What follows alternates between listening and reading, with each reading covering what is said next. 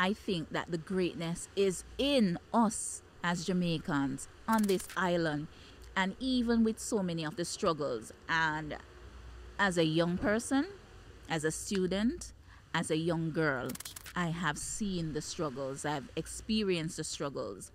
There is nothing wrong with Jamaica, as our Governor General echoes, that cannot be fixed with what is right with Jamaica. And I firmly believe that.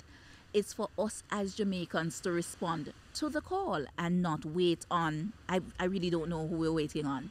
Our own Barack Obama, I can't tell you. But I'm not waiting. I think it is necessary to start with us. And what I have control over right now is me. And so if I can, I will.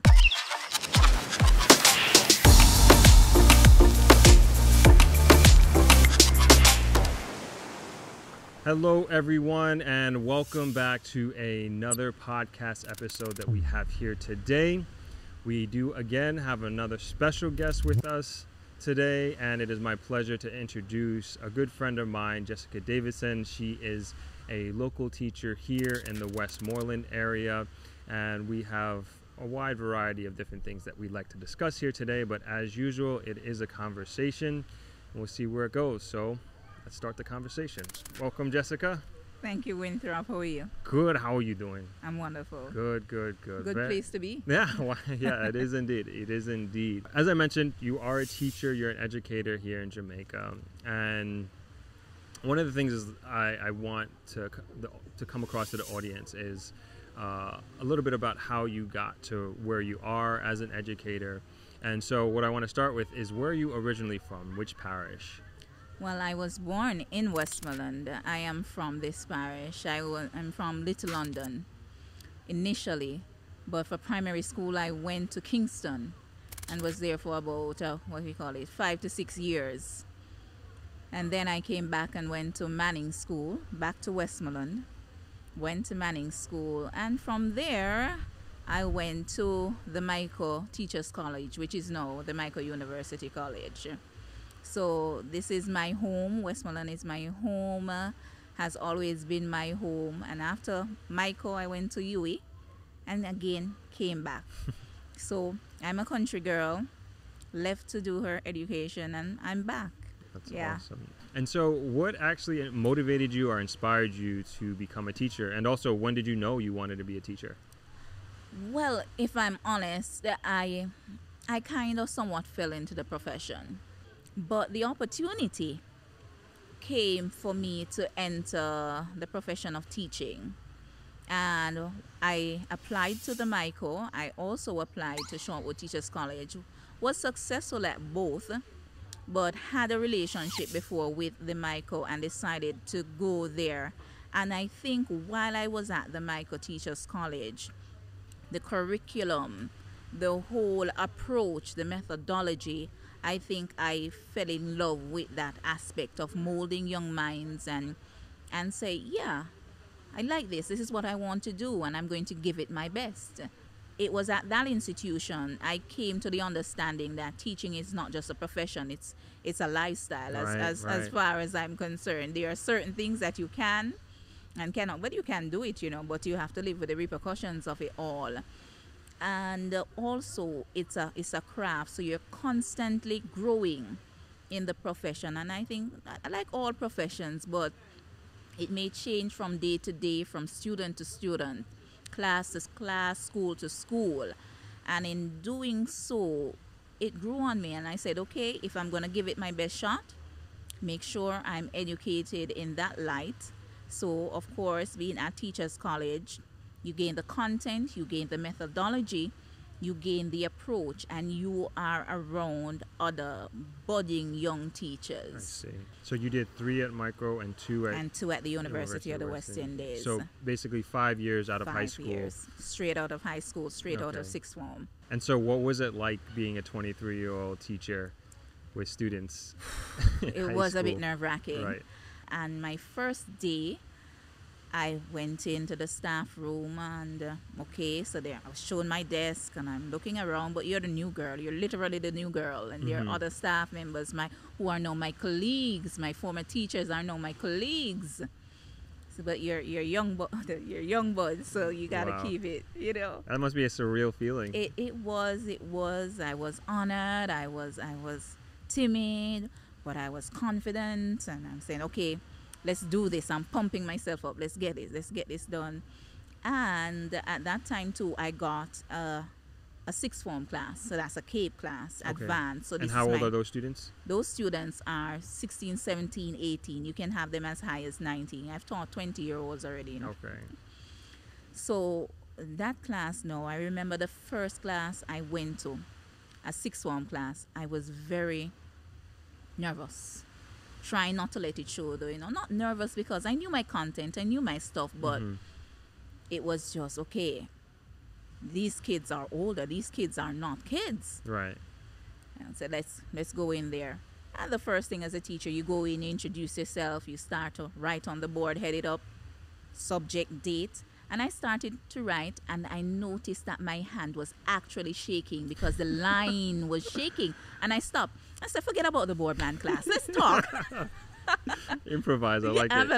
I like, forget about the board because I could not be writing and my hand is shaking. No, you have to set a somewhat of a sense of authority, Right. as well as respect, and you have to ensure their confidence as well, because that is necessary for them to trust you with their education. Right. Because right. that is what your students are doing at that time. They're trusting you to be their guide, and therefore you have to earn that trust and understand the responsibility of that trust. So I went back to Manning's, did my thing, and I've been there ever since. My first teaching job was at my alma mater, and I've been there now. September coming, we'll be making 10 years. Wow. Wow. That's awesome. That's an amazing story. Yeah, We're going full circle. I'm telling you right back. You're going to be there 10 years in September, you said, Yeah. right? Hmm. And obviously, the last year and a half or so being a teacher has been unlike any other, I'm sure. Definitely. And so, if you would, bring us back to March of 2020 and just, I guess, talk to us a little bit about that transition, for a lack of a better word, of what it was like to go from in-class teaching to quote-unquote online learning. Teaching. That was and still is kind of a surreal experience. Mhm. I remember my final class we've been hearing about the coronavirus and the impact, but I don't think a lot of us were wrapping our heads around it, especially in Jamaica. Yes, Yeah. it was serious, Mhm. and we understand that. Yes, it's serious, but we weren't wrapping our heads around it too greatly. So my final class, we got the news that, okay, the kids will be going home and they will not come back. And my concern went immediately for the class that I was teaching at the time. And so I said to them, guys, you're going to go straight home. Oh, thank you so much. I appreciate it. Thank you very much. Appreciate it. Thank you. Okay, coconut chairs, Wingate. Okay. Call me Wingate. Oh my God, I'm so sorry, Winthrop. That's Oh, God. okay. Happens all the Cut time. it out, cut it out. No, cut it no, out. it's staying. It's staying. Happens all the Lovely. time. My mom and dad still mix us up. So I still please, feel bad. do not, not at Oh all. my God. Okay, hush. So you were saying, So I said to them, go straight home. And they're like, yes, miss. And they went, and fast forward now, okay, they're going to remain home. And you need to engage the students. How are we supposed to do this now? With my older students at this point in time, many of them I would have gotten email addresses because I would have been sharing information via email. Many of my lessons too, I'm a technologically advanced teacher. I have a laptop, two, one for work, one for home. I had my own projector. The school has, but it's always a challenge to get it, and I was just tired of being frustrated. So I got my own projector, so I have a lot of PowerPoint presentations, especially for the older kids. But the smaller ones, you need a little bit more. You can use a projector for them, but sometimes because of the size of Yeah. the class, it doesn't work out well, and then sometimes you don't have the electricity, the plug doesn't work, it's all over the place. and what's the age range of your students you're talking My about? students, so I teach typically first formers, that's 12 and 13. Okay. And then I don't teach second form or third, so I teach fourth form, which is about 15, Okay. and fifth formers 16, and sixth formers now 17, 18, 19. And this is social studies you're teaching? Social studies, sociology, Caribbean studies, taught English language for about 4 or 5 years. You mentioned your technological savviness. Is that typical for the average teacher to be advanced? I think many of us try, many of us, but no, I don't believe it's typical. It's getting there. I see. As we approach, even before the corona outbreak, we were getting there. But I was the only teacher that had her, like I call it, my technology backpack. I see. My backpack had my computer, it had my projector, it had my speakers. Right. I really invest in my craft. And we hear a lot about, and hopefully know a lot about, the challenges that our students have here. Not only not having the devices required to do online learning, but even a bigger challenge is having access to the internet. Yeah.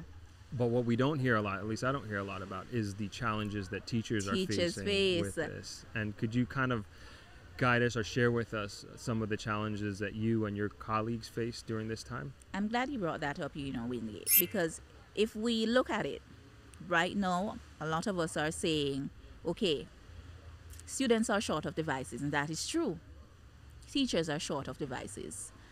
You have students who do not have connectivity. You have teachers who do not have connectivity too. I have a colleague that spent close to $14,000 before the end of the month just to get internet up her mountain. Wow. I have another colleague that just has no way of getting that connectivity. It's not on her side of the mountain. That's what I would have to say. It's on her side of the mountain right there. So in some instances, that colleague will have to travel, sometimes with her child or children, come down to the school if it's working there, and engage. So it is a challenge, and also adapting to the technology, because we know that technology changes like that. Right. And as you learn something, there's a new app, there's an advancement, there's an enhancement. I had a laptop that literally burned up on me while I was carrying a class, a virtual class. My goodness. It just went dead, or it just could not carry. Sometimes you'll have the internet. Praise God, I had internet before. You had teachers who would have been in those ridiculous lines or situations out by Cable and Wireless right now on Bedford Plaza. I'm wondering what is happening out there every time I go to even the supermarket. But it's just parents, teachers trying to get some kind of connectivity. Man. When I say even adapting to the technology, we have some of our older colleagues near retirement age, and not to say that they can't be versatile with the technology, but it will take them a little bit longer to grasp what is going on. Fair enough. And so in terms of making the switch, I think that's one of the main problems that's happening now. There is a constant evolution, because what happened with the education system, especially in Jamaica, which we now refer to as a blended approach, when we are talking about virtual learning, online learning, and face-to-face learning, it has hit us like a bullet train. Wow. It hit us, and it hit us hard. It has hit the students, parents, but of course many of my colleagues, myself included. When we went online with WhatsApp, right? a communication platform. And you know about WhatsApp because we made a WhatsApp video. Yeah. And it was teaching myself how best can I deliver my lesson. Okay, get the kids, do all of that. I am the fifth form year supervisor at my school. So that means I'm in charge of all the fifth formers. So that's 293 students right now, and every single name is saved in my phone. Wow. Oh my I gosh. am in 8 WhatsApp groups with them. I'm in 8 WhatsApp groups because there are 8 classes, and I'm there. And if John breathes a word, I know it is John. And I have to know, because children are children. Right. And we want to give them some kind of structure and platform.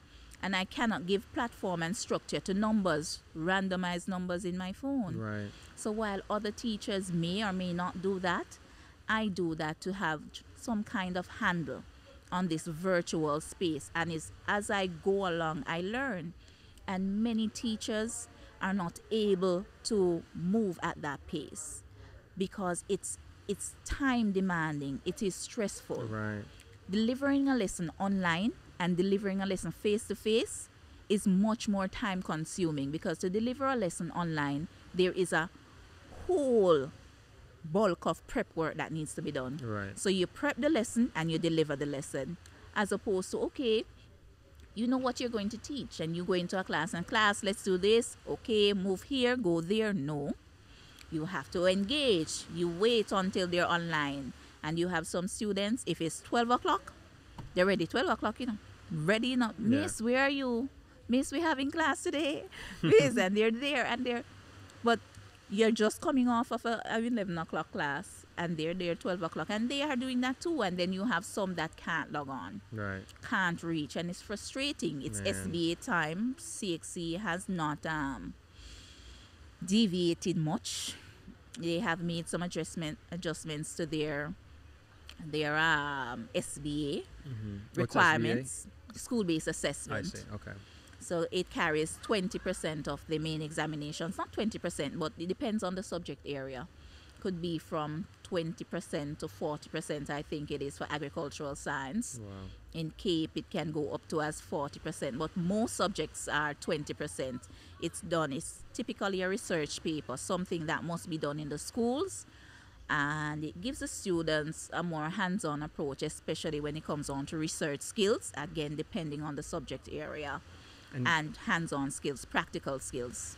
And going back to the WhatsApp and like the project that we worked on. So just so everybody knows, Jessica and I worked on a project where we were well, not me, Jessica was teaching using WhatsApp as a learning tool, teaching tool really. And so we made a video, I'll link it in the description below, but essentially it was basically Jessica using her own initiative to teach to the best of her ability the best practices of using WhatsApp as a teaching tool. And I mean, you've done a fantastic job. Yeah. And I was telling you before, teachers from all over the world appreciate that video and they left comments in the bottom. And then when you look at the analytics, the amount of different countries that are looking and watching this video it's pretty surprising. I'm not necessarily sure that I knew that was going to happen.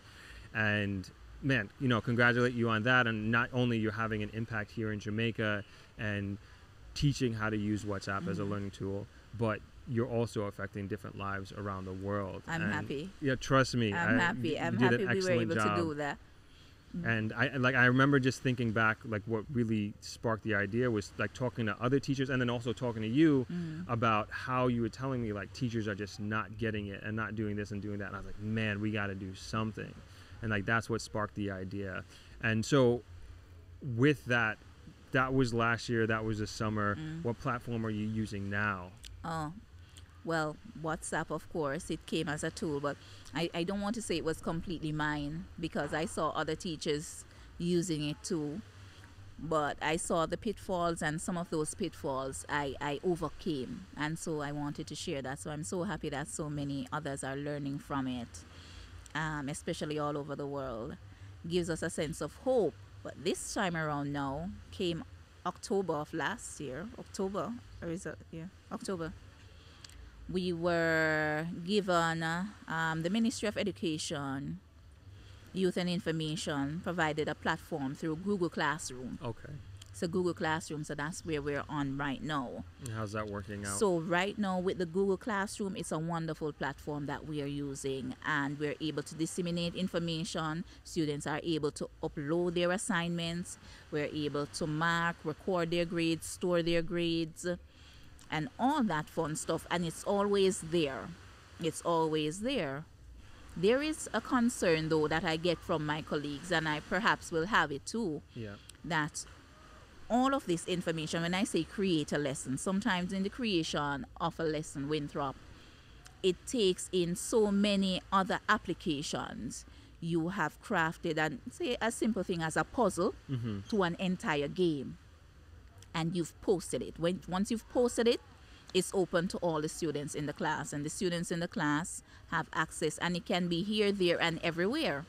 It also, persons from the Ministry of Education have access to this too. And your data or your work, persons have expressed maybe some copyright issue as colleagues. So that I think that needs some more discussion on our part. I really believe that needs a little bit more discussion. So let me ask you this, Jessica. You know, we've been doing this for a year, over a year at this point. And we've gone through a lot of the challenges that you have. We understand to a certain extent the challenges that many students have with this pandemic, online learning, etc.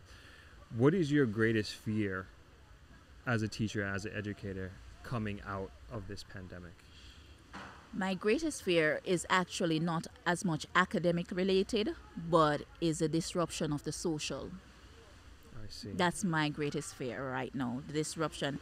And perhaps because I'm a social studies teacher, I'm seeing where, because of this screen, the constant screen time, sometimes I'm teaching because I like to see my students. The teaching and learning process is not a one-way street.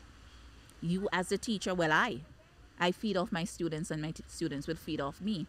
No, the mandate came down that students, in order to protect their own socioeconomic feeling, background or self-esteem or things of that nature, do not have to show themselves on screen in the fear that you are exposing their environment. But when I look at that personally, I'm saying this is our way forward.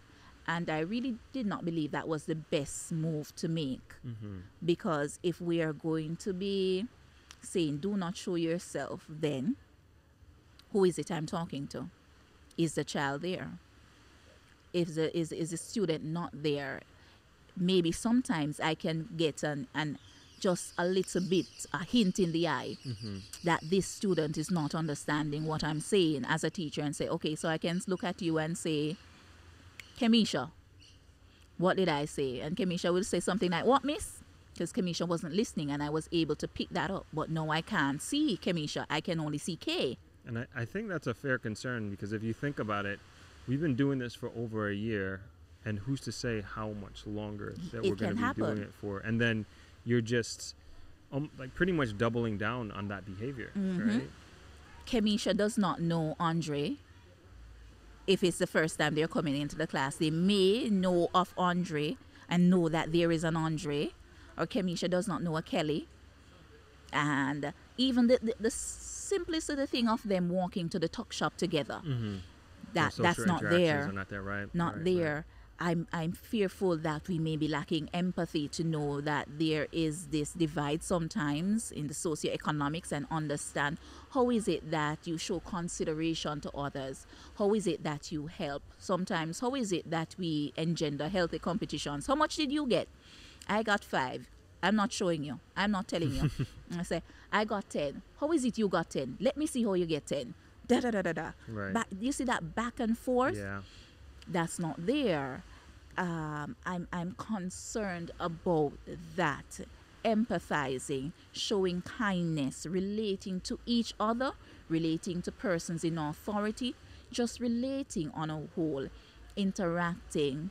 And I know that teachers too now don't show themselves when they're teaching. I don't do that. Oh, wow. Okay. And sometimes I will be speaking to 20 boxes, but I'm trying to keep my own head above the water, and it does affect you too. I'm sure. It does affect you too. And you feel like, am I reaching them? Am I going? And all I'm left to look at now are the test scores, and those don't tell it all. Right. That does not tell it all. It is the engagement. It is building that bond, is building that rapport. And sometimes you may have a relationship with a child that will say, okay, SBAs are now due, as I said before, and I'm saying, Damien, where is the SBA? Damien will say to me, miss, it a come, miss, it a come, miss, it a come, miss. Tomorrow, I see Damien. Damien, where is the SBA? Miss me soon bring it. Miss it a come me. I tell you say me reach here. So me say, Damien with the SBA there. Miss see first part here. No, Damien would be, it should give me the entire thing, you know. And Damien would want to give me the entire thing, but there is something that hinders him. It could be financial issues. It could be just, even sometimes it's just downright laziness. Right. But the thing is, because I'm there every day, he's seen me every day, and every day I ask Damien the same question.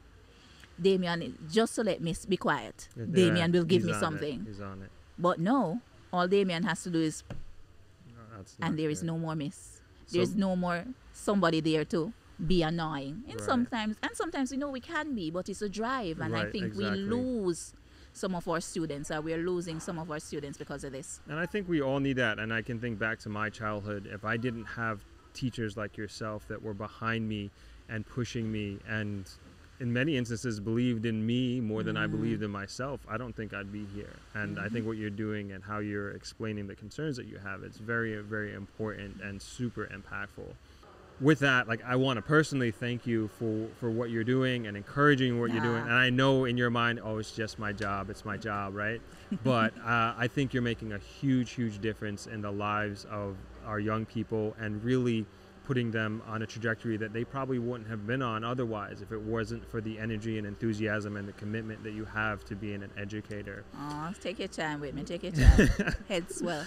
So you know, keep doing it. You know, you got our support, my family's support, as you know. You have our organization support. And you know, speaking of giving back and building community, you're also a volunteer for a nonprofit organization, Cornerstone Jamaica, which does tremendous work in eye health for children, and they've stepped up tremendously during this pandemic. And so, if you could tell us a little bit more about Cornerstone and also the role that you play in that organization. Thank you for the opportunity. Absolutely. Because Cornerstone Jamaica has been, for the better part of, say, 5-6 years, has been a non-profit organization that I give a lot of time to because of the initiatives that we put forward. So right now, I'm the director of what is known as the Cornerstone Connects program. And as I oversee basically, or help to direct, because I can't really say oversee because I have such amazing people working with and an amazing team, the Cornerstone Connects program takes in helping to supply 11. We have 11 schools that we refer to as our partner schools, and these are primary schools with internet access. Our tablet program, we have donated over 500 tablets to these schools, and it has reached a little bit more than just the schools, the communities, and now we are about to venture into what is known as cyber safe yourself, because again, so many of our students are now online much more than usual. They are also exposed to a lot of dangers out there, a lot of stalkers, persons out there who are willing to groom. How is it that they can remain safe online? How can we equip them with the relevant knowledge to be on the offensive? Very important. And not just be reactive in the situation. So cyber safe yourself, our tablet program, as well as our internet connectivity, and even right now we are hoping to enhance that a little bit more by taking in or trying to expand the connectivity with satellite dishes, or we're trying to get fiber cable. Now, in Cornerstone Jamaica came about because of our founder, Gary Robinson. Right. And Gary Robinson has this unique capability to just bring key people together and get work done. We have programs like See Better, Learn Better, providing eye care and equipping students in these schools with glasses.